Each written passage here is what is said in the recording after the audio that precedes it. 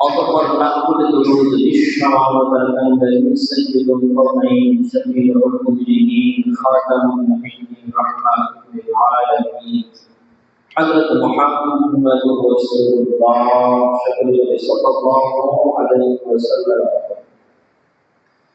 সম্মানিত সুধী, আমরা গত 3 সপ্তাহ যাবত একটি গুরুত্বপূর্ণ বিষয় নিয়ে আলোচনা করতেছিলাম। সেটি হচ্ছে সন্তানের প্রতি পিতামাতার কি হক এবং পিতামাতার প্রতি সন্তানের কি হক। আমরা আলোচনা করতেছিলাম সন্তানের উপরে পিতামাতার উপরে সন্তানের কি হক। পিতামাতার হক সম্পর্কে আমরা জেনেছিলাম যে আল্লাহ রব্বুল আলামিন সর্বপ্রথম ঘোষণা দিয়েছেন, وَقَضَى رَبُّكَ أَلَّا تَعْبُدُوا إِلَّا إِيَّاهُ وَبِالْوَالِدَيْنِ إِحْسَانًا। তোমাদের প্রথম কাজ হলো আমি আল্লাহর ইবাদত করা। আমি আল্লাহর ইবাদত করার পরেই তোমাদের গুরুত্বপূর্ণ নির্দেশনা আমি আল্লাহ দিয়ে দিলাম, সেটি হলো তোমরা তোমাদের বাবা মায়ের প্রতি ইহসান করবে। ইহসান সম্পর্কে আমরা জেনেছি যে কেউ যদি যতটুকু করবে তার থেকে বেশি করা, এটি হলো ইহসান। তো বাবা মা যতটুকু করেছে তার থেকে বেশি করা, এটি হলো ইহসান। সেই ইহসান যেন আমরা আমাদের বাবা মায়ের প্রতি সহজেই করতে পারি, এই জন্য আল্লাহ তাআলা বাবা মায়ের জন্য 14টা হক বিভিন্ন কিতাবের ভিতরে আল্লাহ তাআলা কোরআনের মাধ্যমে আমাদেরকে জানিয়েছেন। এই 14টি হকের 7টি হক হলো বাবা মা জীবিত থাকা অবস্থায়, আর 7টি হক হলো বাবা মা ইন্তেকাল করলে, মারা যাওয়ার পরে। মা বাবা জীবিত অবস্থায় যে 7টি হক আমাদের উপরে রয়েছে, সেই 7টি হক নিয়ে আমরা আলোচনা করতেছিলাম। 1 নাম্বার যে হকটি নিয়ে আলোচনা করেছিলাম সেটি হলো বাবা মায়ের প্রতি শ্রদ্ধাশীল হওয়া, সম্মান করা। বাবা মাকে শ্রদ্ধা করা, সম্মান করা, এটি বাবা মার হক। এই জন্য বাবা মার সাথে দুই প্রকারই কথা বলা যাবে না, গালিগালাজ করা যাবে না, খারাপ আচরণ করা যাবে না। 2 নাম্বার জেনেছিলাম মহাব্বত করা, ভালোবাসা। মা বাবার ভালোবাসা কত গভীর সেই সম্পর্কে আমরা জেনেছি। সুতরাং ইহসান করতে চাইলে মা বাবা যতটুকু ভালোবেসেছে তার চাইতেও বেশি ভালোবাসতে হবে, এটি হলো ইহসান। 3 নাম্বার আমরা যেটি জেনেছি সেটি হলো হুকুম মানা, মা বাবার হুকুম মানা। ইসলাম শরীয়ত মোতাবেক যে হুকুম আদেশ মা বাবা করবে, সেই আদেশ হুকুম মানতে হবে। গত সপ্তাহে আমরা এই 3টি বিষয়ে মোটামুটি বিস্তারিত আলোচনা করেছি। আজকে আমরা তারপর থেকে আলোকপাত করার চেষ্টা করব ইনশাআল্লাহ। আমা তাওফীক ইল্লা বিল্লাহ। 4 নাম্বার মা বাবার হক হলো মা বাবার খেদমত করা, সেবা করা। মা বাবার খেদমত করা, সেবা করা। কেমন সেবা, কেমন খেদমত? ওই ইহসান করতে হবে, মা বাবা আমাদেরকে যতটুকু করেছে তার চাইতেও একটু হলেও বেশি করতে হবে।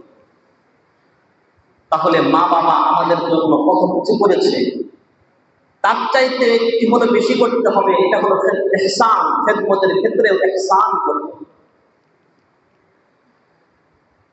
একদিন আল্লাহর নবী, বিশ্ব নবী সাল্লাল্লাহু আলাইহি ওয়াসাল্লামের কাছে একজন যুবক উপস্থিত।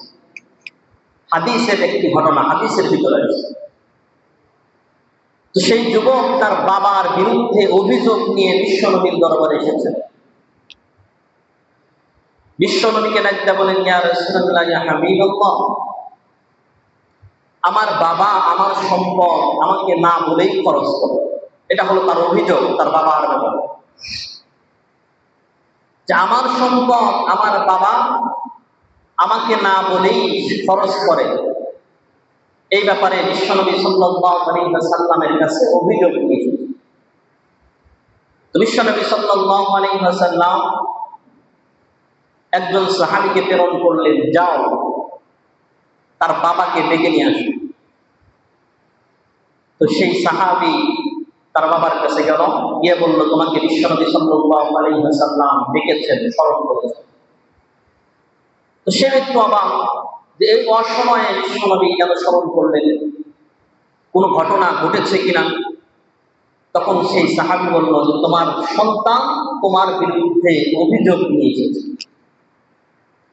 এই কথা শুনে সেই সাহাবীর মনটা বড় খারাপ হয়ে গেল, যে সন্তান আমার বিরুদ্ধে অভিযোগ নিয়ে বিশ্বনবী সাল্লাল্লাহু আলাইহি ওয়াসাল্লামের কাছে গেল। তো তিনি মনের কষ্টে তিনি মনে মনে কিছু কবিতা আবৃত্তি করতেছিলেন। ওই জামানায় তো অনেকেই কবিতা আবৃত্তি করতো, আরবিতে কিছু কবিতা আবৃত্তি করতেছিলেন মনে মনে, ঠোঁট নড়তেছিল না, মনে মনে একটা আফসোস নিয়ে, সন্তানের প্রতি একটা ক্ষোভ নিয়ে, আফসোস নিয়ে একটা কবিতা আবৃত্তি করতেছিল। এদিকে আসতেছেন আর মনে মনে সেই কবিতাটা আবৃত্তি করতেছে। তেমন সময় জিবরাইল আলাইহিস সালামকে আল্লাহ তাআলা হযরত বিশ্বনবী সাল্লাল্লাহু আলাইহি ওয়াসাল্লামের কাছে প্রেরণ করলেন। বলেন, যাও গিয়া বলো বিশ্বনবী সাল্লাল্লাহু আলাইহি ওয়াসাল্লাম যেন এই লোকের বিচার করার আগে, তার অভিযোগ শোনার আগে তার কবিতাটা যেন বিশ্বনবী সাল্লাল্লাহু আলাইহি ওয়াসাল্লাম শুনেন। নির্দেশটা আল্লাহ তাআলা, জিবরাইলের মাধ্যমে আল্লাহ তাআলা নির্দেশ দিয়েছেন, তার যে কবিতা সে পড়ছে সেই কবিতা যেন শুনে। মুসলমান ভাইরা আমার কথাগুলি খুব ভালো করে বুঝবেন। ওই সাহাবী যখন বিশ্বনবী সাল্লাল্লাহু আলাইহি ওয়াসাল্লামের দরবারে উপস্থিত, বিশ্বনবী সাল্লাল্লাহু আলাইহি ওয়াসাল্লামের কাছে উপস্থিত হওয়ার সাথে সাথে বিশ্বনবী বললেন, আমার সাহাবী, তোমার অভিযোগ, তোমার বিরুদ্ধে অভিযোগ এসেছে, কিন্তু সেই অভিযোগ শোনার আগে এতক্ষণ পর্যন্ত তুমি যেই কবিতাগুলো আবৃত্তি করেছ, আল্লাহ তাআলা আমাকে নির্দেশ দিয়েছেন যেন তোমার ওই মনে মনে আবৃত্তি করা কবিতা যেন আমি শুনি। বলো বলো বলো, কি এমন কবিতা তুমি তোমার অন্তরের ভিতরে করেছো, যে কবিতা স্বয়ং আল্লাহ রব্বুল আলামিন আমাকে নির্দেশ দিয়েছেন শোনার জন্য। সেই সাহাবী বলতে লাগলেন, দীর্ঘ কবিতা, আরবি অনেক লম্বা কবিতা, আমি শুধু আপনাদের সামনে ওই কবিতার ভাব অর্থটা আপনাদের সামনে উপস্থাপন করি। ওই সাহাবী সর্বপ্রথম বললেন, আশহাদু আন্নাকা ইয়া রাসূলুল্লাহ, আপনি যে সত্য নবী এই ব্যাপারে আমি আবারও সাক্ষ্য দিচ্ছি, কারণ আমি মনে মনে যেই কবিতা পড়েছি এই কবিতার দুনিয়া কোনো মানুষ তো জানে নাই, কেবলমাত্র শুধুমাত্র আল্লাহ আর আমি জেনেছি। সেই কথা যেহেতু আপনার পর্যন্ত পৌঁছেছে, সুতরাং আপনার নবী হওয়ার ব্যাপারে কোনো সন্দেহ না। এরপরে বিশ্বনবী বললেন, কি কবিতা পড়েছিল আমাদেরকে একটু শোনাও। ওই সাহাবী তার মনে মনে পড়া কবিতাগুলো শোনাইতেছিল, যার অর্থ এরকম ছিল যে, হে সন্তান, তুমি আজকে আমার বিরুদ্ধে অভিযোগ নিয়ে বিশ্ব নবীর দরবারে গিয়েছ, অথচ সন্তান শোনো শোনো শোনো, যেদিন তুমি এই পৃথিবীতে আগমন করেছিলাম, যেদিন তুমি এই পৃথিবীতে এসেছিলাম, ওই দিন আমি আর তোমার মা নিজেদের জন্য বাঁচা ছেড়ে দিয়েছি। অর্থাৎ আমাদের জীবন যাপন আমাদের জন্য ছিল না একমাত্র তোমার দিকে তাকায়া, তোমাকে নিয়ে হাজারো স্বপ্ন দেখেছি আর তোমার জন্য বেঁচেছি। নিজেদের জন্য বাঁচি নাই, তোমাদের জন্য, তোমার জন্য বেঁচেছি, কেবলমাত্র তোমার জন্য।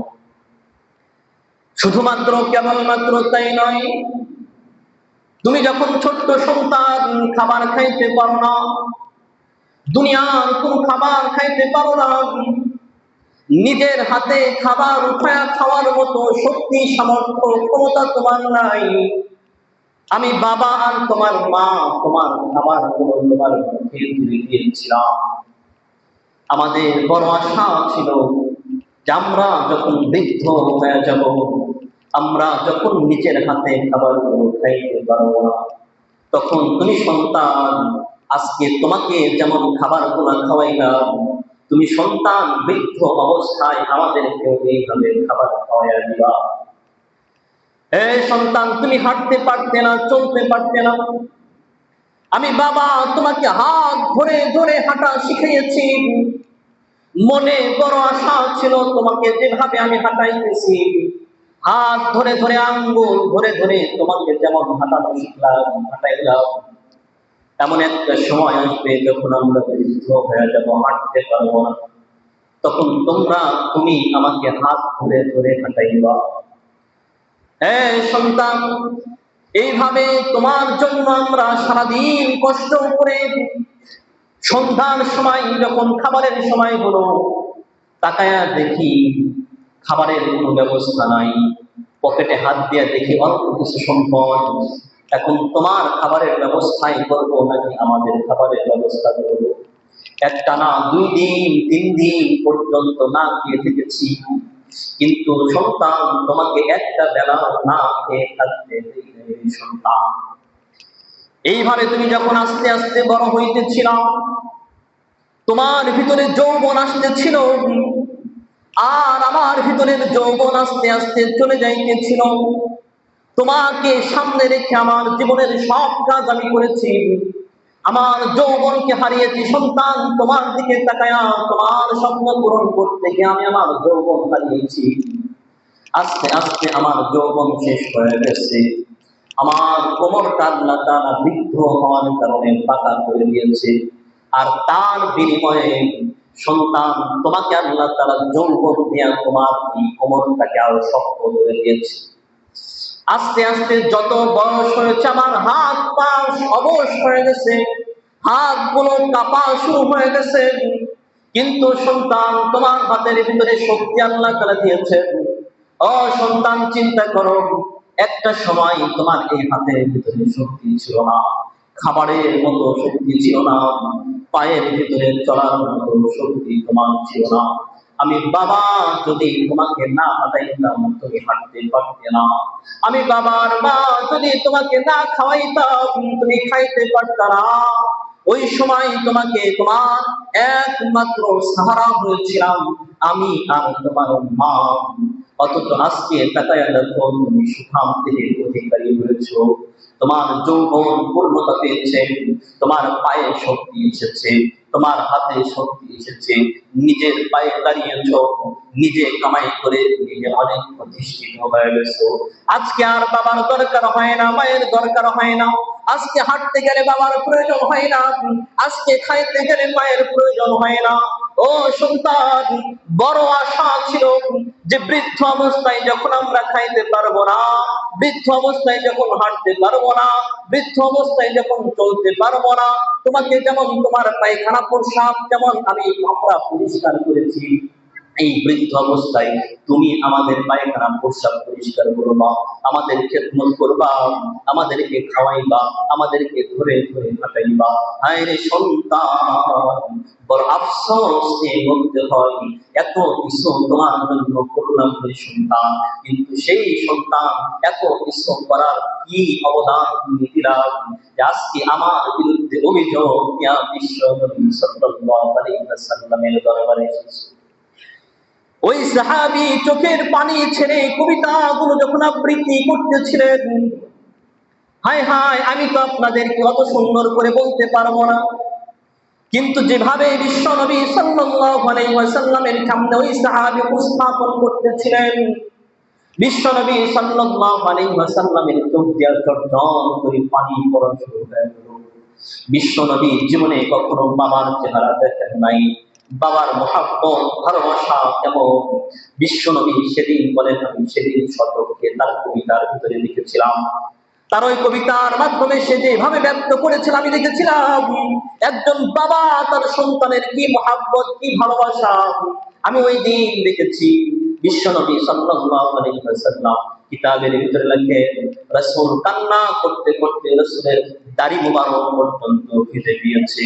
এইভাবে সে যখন কবিতার মাধ্যমে তার জীবনের বর্ণনা দিল, জীবনের বর্ণনা দেওয়ার পরে বিশ্ব নবী সাল্লাল্লাহু আলাইহি ওয়াসাল্লাম এইবার ওই যুবক সাহাবীর কলারটাকে চেপে ধরলেন, পলাট করে বিশ্বনে বললেন, কৌম, হ্যাঁ যুবক, দাঁড়া দাঁড়া দাঁড়া দাঁড়া, এখান থেকে ওঠ। এইভাবে বিশ্বনবী কলার ধরে যুবককে ধাক্কা দিলেন। ধাক্কা দিয়ে বের করে দেবেন, হ্যাঁ যুবক, এখান থেকে দূর হ। আমি আল্লাহর নবী ঘোষণা করে দিলাম, তুই এবং তোর সমস্ত সম্পদ, আনতা ওয়া মালুকা, তুমি এবং তোমার সব সম্পদ, লিআবিকা, এ সব কিছুর একমাত্র মালিক হলো তোমার বাবা। যেই সন্তান, যেই সম্পদের জন্য তুমি অভিযোগ নিয়ে এসেছো, চিন্তা করে দেখো তোমার কি ছিল। আজকে তোমার অনেক সম্পদ হয়েছে, বাড়ি করেছো, কোন জায়গায় বাড়ি করেছো? এই জায়গাটা তোমার বাবার ছিল। যখন দুনিয়াতে এসেছিলাম কোনো কিছুই তোমার ছিল না, মনে করতেছো আমি তো বিদেশে গিয়েছি, কামাই করেছি, রুজি রোজগার করেছি। ও সন্তান, বিদেশে যাওয়ার পিছনে অবদান হলো 100% তোমার বাবা আর মা। তোমার বাবা মা যদি ছোট থেকে তোমাকে সুন্দরভাবে লালন পালন না করতেন, তাহলে তুমি এত সুন্দর সুঠাম দেহের অধিকারী হতে না। তাহলে তোমার বাবা মা সব অবদান দেখে তোমাকে বড় করেছে।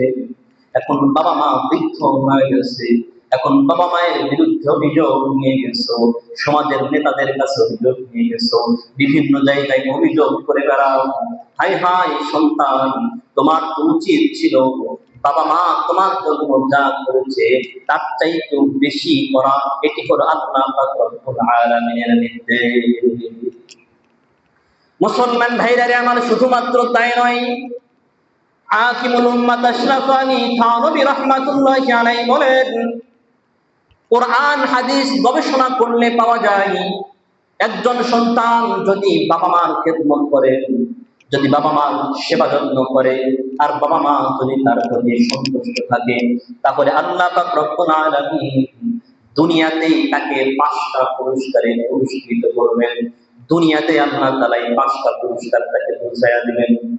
1 নাম্বার হলো দীর্ঘজীবী হবে, তার হায়াত দীর্ঘ হবে।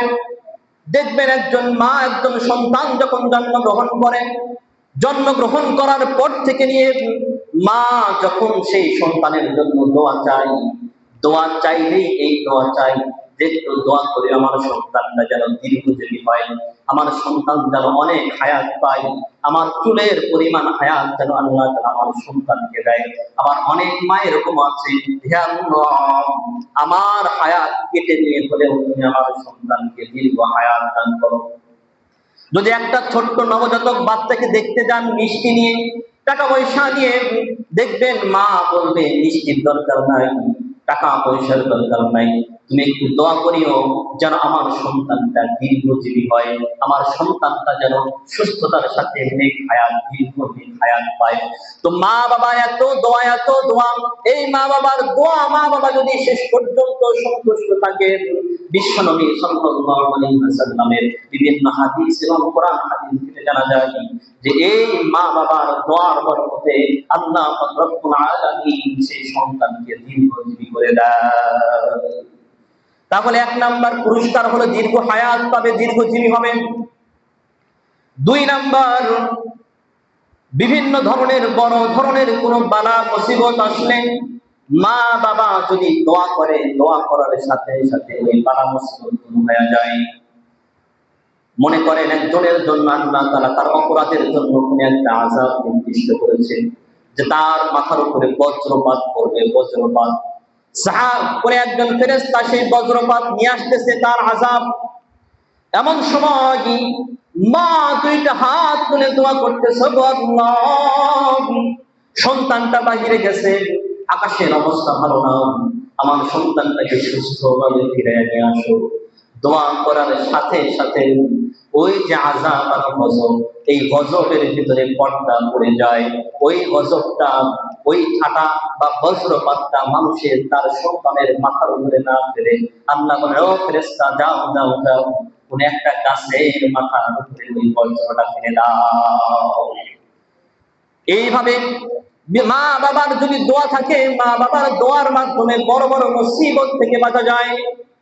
এই জন্য মা বাবার খেদমত করলে 2 নাম্বার পুরস্কার হলো মুসিবত থেকে, বড় ধরনের মুসিবত থেকে, বালা মুসিবত থেকে আল্লাহ তাআলা রক্ষা করবেন।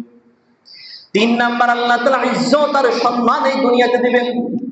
যারা মা বাবার সন্তুষ্টি অর্জন করবে, মা বাবার সেবা করবে, মা বাবার খেদমত করবে, তাদের তিন নাম্বার নাম হলো তারা দুনিয়াতে ইজ্জত সম্মান নিয়ে দুনিয়াতে বেঁচে থাকতে পারবে।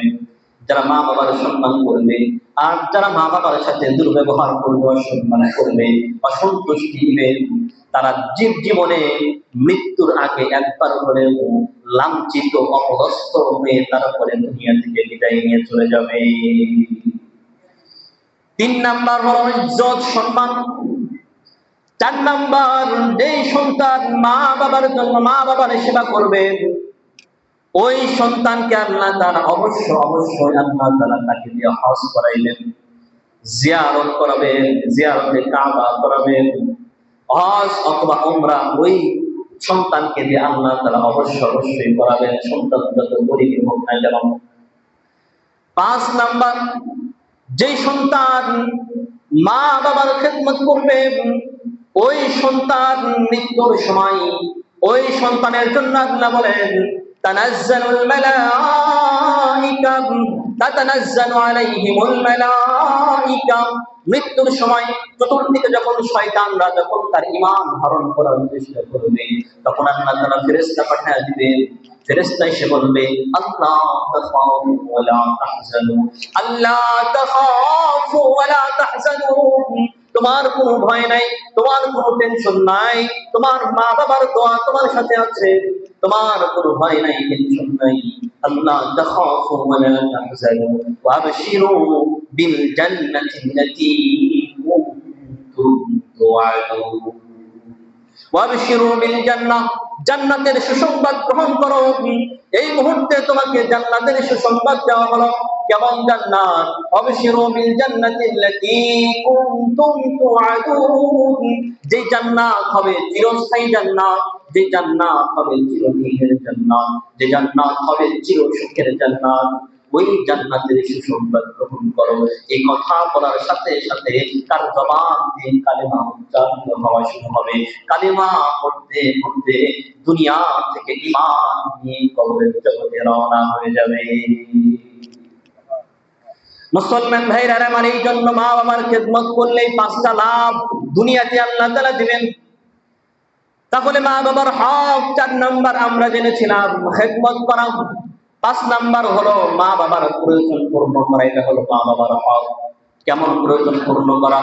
মা বাবা যেমন আমাদের প্রয়োজন পূর্ণ করেছে, মা বাবা যেমন আমাদের সব আবদার পূর্ণ করেছে, নিজের জন্য না হলেও যে জিনিসটা নিজের জন্য কেনে নাই কিন্তু সন্তান চেয়েছে, চাওয়ার সাথে সাথে সন্তানের জন্য ব্যবস্থা করে দিয়েছে। মা বাবা সন্তানের জন্য ব্যবস্থা করে দেয়, যা যা দরকার সব প্রয়োজন পূর্ণ করে। বাবা ঢাকা শহরে রিক্সা চালায় আর সন্তান মেডিকেলে চান্স পেয়েছে, মেডিকেলে পড়ে, টাকা পয়সা দিতে পারে, খরচ দিতে পারে, কিভাবে দেয়? মা বাবা অনেক কষ্ট করে রিক্সা চালায়, মজুরি করে টাকা পয়সার ব্যবস্থা করে অনেক বড় শিক্ষিত বানায়। আর সেই সন্তান শিক্ষিত হওয়ার পরে সেই মা বাবার খবর নেয় না, আছে কি নাই? কথা বলেন না, আছে কি নাই? সন্তানকে বাবা জমি বিক্রি করে বিদেশে পাঠায়, ওই সন্তান বিদেশ থেকে টাকা পাঠায় বইয়ের আর শাশুড়ির অ্যাকাউন্টে, আছে কি নাই? ও মুসলমান, এর চাইতে বড় হতভাগা আর কি হতে পারে? আল্লাহর নবীর বিভিন্ন হাদিস থেকে জানা যায় এই সন্তান মৃত্যুর আগে অবশ্যই লাঞ্ছিত অবস্থ হবে এবং তার কালেমা মৃত্যুর সময় তার কপালে কালিমা নসিব হবে না। এই জন্য সন্তান সর্বপ্রথম মা বাবার যা যা আবদার রয়েছে আবদার পূরণ করতে হবে। 5 নাম্বার 6 নাম্বার হলো মা বাবাকে কষ্ট দেওয়া যাবে না, শান্তিতে রাখতে হবে। ঘর যদি দুইটা থাকে, এই দুইটার ভিতরে সবচেয়ে ভালো ঘর যেটা, এই ভালো ঘরটা মা বাবার জন্য দিতে হবে, আর যেটা একটু নরমাল সেটাতে নিজে থাকতে হবে। কিন্তু বাস্তবতা কি? বিল্ডিং করেছে, ঘর একটা ছাউনি ঘর আছে, বিল্ডিং এর ভিতরে সন্তান বউ নিয়ে থাকে আর মা বাবা ওই বিল্ডিং এর ভিতরে জায়গা হয় না। কথা বলেন ঠিক কিনা? এই সন্তানের লজ্জা হওয়া দরকার, লজ্জা হওয়া দরকার, সন্তানের লজ্জা হওয়া দরকার। তোমার বাবা তোমার মা যাদের তোমার জীবনে এত অবদান, তারা থাকে কুড়ে ঘরে, আর তুমি বিল্ডিং এর ভিতরে বউ নিয়ে থাকো। তোমার চাইতে নিমক হারাম, তোমার চাইতে কুলাঙ্গার সন্তান আর কেউ হতেই পারে না, পারে না। কথা বলেন ঠিক না? এই জন্য সন্তান, ওই সন্তান নিমক হারাম, ওই সন্তান নাফরমান, যে বাবা মাকে কষ্ট দিয়া নিজে আরাম আয়েশে থাকে। বাবা মাকে কষ্ট দিয়া নিজে আরাম আয়েশে থাকে, নিজে বিল্ডিং ঘরে উন্নত জীবন যাপন করে, আর বাবা মার ভাতটা, কাপড়টা, ভাতটা পর্যন্ত দেয় না। কথা বলেন ঠিক না? এটা হলো কুলাঙ্গার সন্তান, এরা হলো কুলাঙ্গার। এদের কপালে, আল্লাহর রাসূলের হাদিস থেকে জানা যায়, এদের কপালে কালেমা নসিব হবে না। গত সপ্তাহে আপনাদেরকে হাদিস থেকে শুনিয়েছি ঘটনা, আলকামার ঘটনা। একজন সাহাবী মৃত্যুর সময় কালেমা নসিব হচ্ছে না, কেন? মা তার প্রতি অসন্তুষ্ট। তাহলে সাহাবীর যদি অবস্থা হয়, তাহলে আমাদের কি অবস্থা? শেষ 7 নাম্বার মা বাবার হক হলো মা বাবার সাথে নিয়মিত সাক্ষাৎ করা। হাদিসের ভিতর আসছে, একজন প্রত্যেক বছর একবার করে হজ করে, কিন্তু গ্যারান্টি দিতে পারে না যে তার হজটা আল্লাহর কাছে কবুল হয়েছে।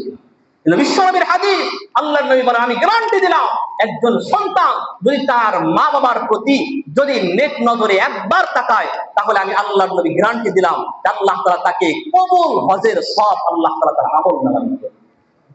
এক সাহাবী প্রশ্ন করলেন, যদি একসাথে একাধিকবার তাকায়?